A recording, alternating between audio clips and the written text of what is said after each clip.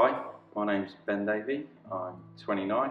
I went into foster care when I was 10. Okay, so my name's Afra. I went into care at the age of 4 years of age, and I've probably had about 8 or 9 placements. My name's William. I'm 30 years old. So I first got taken into care when I was 18 months old. Very confusing at that age, isn't it? 9 years old, quite young. It was that my mum couldn't look after me and my dad was in prison, so I got put into foster care then. Or growing up, just never knowing whether you're coming or going, or moving to a new placement and stuff like that, and having to meet new people over and over again, readjusting into different family lives, explaining to friends why you're moving, just feeling a little bit genuinely different to my peers.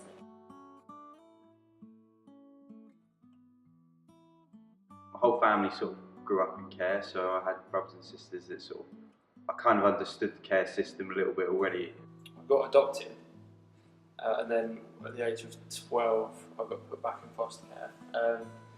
I lived in, I think, 5 different homes, various different lengths.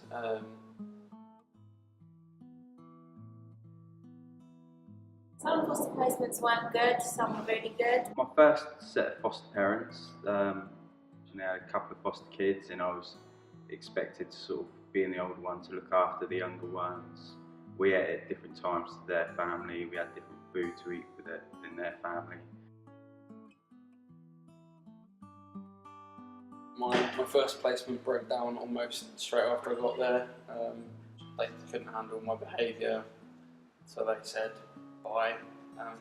So it was quite difficult, but it was a shame that people weren't that sort of caring as such, I suppose. Like, school was hard. I was one of the only kids that I've known who got excluded from primary school. And so we went to about 5 or 6 primary schools.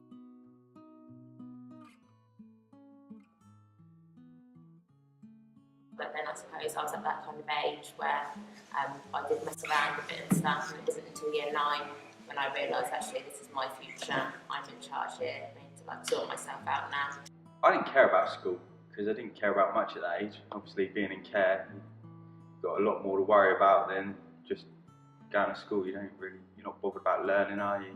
You're just trying to survive at that point, trying to make sense of the situation, I guess. And yeah, I suppose there was support there for me, but I wasn't very open to it. I sort of just played by my own rules at that point. My days were spent fighting, getting detentions, getting kicked out of class, getting, excluded. As a kid, I was so angry, and I'd kick off, and I'd, start smashing tables and chairs up and stuff like that. And you'd have these monthly meetings where you've got a room full of people talking about you in front of you. You're not even there. I ended up being referred to something called an EBD school, which is emotional behavioural difficulties. The biggest distraction for me was riding my bike, BMX. I started writing poetry when I was 8. It's really good to have something that I can channel my energy into that's a big distraction. It's not destructive towards who I am. If you're from care, or you've been involved in care, or you come from a background that's difficult, you're 2 steps behind everybody else. And so you've got that, and you've got all of those opinions. Being a kid and going through that you don't have the tools. They want you to sort of behave in a certain way and expect you to be understanding of situations, but you don't want to, do you, at that age? Some foster parents are really there to try and help you improve your life and make you part of their family. And that's key when they include you as their own. I mean, that's the hardest thing, is you just want to have a normal life, and I suppose that was hard for me because I just wanted to have a normal life, and I just wanted to rebel against everything that they ever said to me. When they include you as their own, then you don't feel isolated, you don't feel like that foster child, like you're not a burden to them. Second set of foster parents, they were fantastic. They changed who I was, made me a better person, taught me manners, taught me to want to strive for more in life. It's taught me a lot, to be honest. It's sort of hard to sort of pinpoint when I left care, because they sort of hit 16 and they sort of waved goodbye. And life got crazy. I got into crime and hanging out with the really wrong people, drugs, everything. I stole a car once, and it was just, my life just went a bit mental.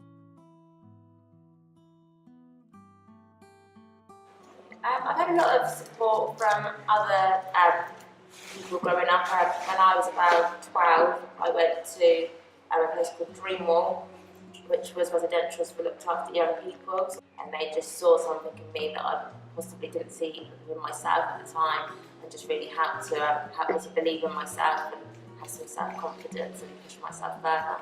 And the people that actually ran that gave me a paid job at the age of 16. Well, I became a blacksmith when I was 18. That was the beginning for me of actually realising that I could be a lot more than I am. You know, I found something that I loved and I was passionate about, and I wanted to make these things. And I'm a youth worker. I'm based in the Peru, so I work with challenging young people who are no longer in mainstream school for whether it's medical reasons or behavioural reasons. I went to university for a year, completed college. The chap that took me on as an apprentice, he was a massive influence for me. I was 18 years old, I was still very angry, still very negative towards everything really, you know. He made me sort of realise that anything negative that I had going on in my life, that I didn't need it, and it was down to me if I wanted to change that. If you're asking what I'm doing now, I'm in a full-time job that I've been in for 3 years. I'm an actor. I act for independent films. I'm a musician. I play drums, and I write poetry that I perform. That's probably finishing my degree.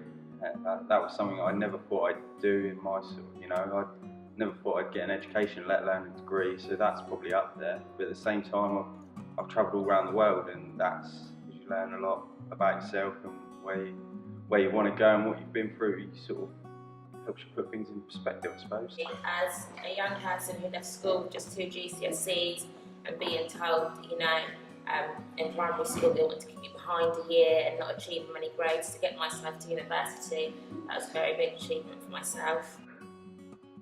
You know, it's not the easiest thing to do, go through all of this. I think the biggest challenge we face in life is ourselves. Growing up in care, you grow up feeling worthless, you grow up feeling like there isn't anything for you, and you don't really feel like there's any future as such, because you're dealing with this situation at hand. You're not thinking about your education, you're not thinking about your future as such. But I'm saying, I think that the best thing you can do is do the opposite to that, and it's channel every ounce of energy you've got into putting, trying to make a better future for yourself, because that shows more than anything, more than kicking off, more than anything. If you actually achieve something, you're not just another statistic. I suppose I just aspire to always better myself and just go further, just push myself to go as far as I can in life. I suppose the people that inspired me the most were my foster parents. They sort of took me under their wing and made me their child. They sort of taught me again what it is to want and sort of be more than I am and things like that. And obviously my friends. I made a lot of mistakes when I was growing up, and I thought, I've spent years teaching myself that I'm not a piece of dirt. Just don't be a statistic, don't sell yourself short, just believe in yourself and just aim high. Don't let anger consume it, because there's no point being angry about it, because it won't change it. That you're not alone, that there is always someone who's been through what you've been through. The people around you are only around you because you matter.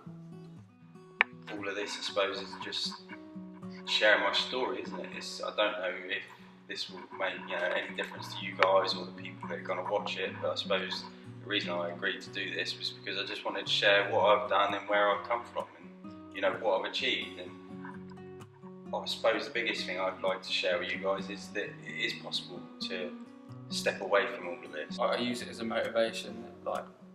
In my life, I'm going to be more caring than other people. I'm going to be more considerate, more patient. Set your own goals, set your own sort of challenges in life, because you can do it. Yeah. Believe in yourself. Practically speaking, I want to train to be a counsellor at some point. I want to spend my life encouraging, helping, inspiring. So I think those are the kind of good placements, ones that believe in you, want to help you achieve your potential, really. So I was on the way to headmaster's office one day with the deputy headmaster, and he said to me, "Do you know when you walk into a room, the whole room goes quiet? No matter where you go in the school, if you walked into any building, everyone shuts up." And he said, "Do you like that?" And I said, yeah, it's respect." And he said to me, "It's not respect though, it's fear." And it like literally just hit me between the eyes, and I was like, I don't want people to be scared of me, man. Like, I want people to like me. Everything that I've done has got me to where I am today, and you know, I am who I am, and I'm pretty pleased with who I've become and who I'm becoming.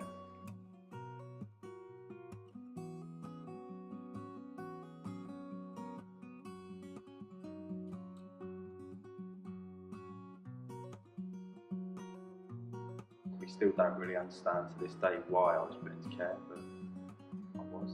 It's probably the best thing that happened to me.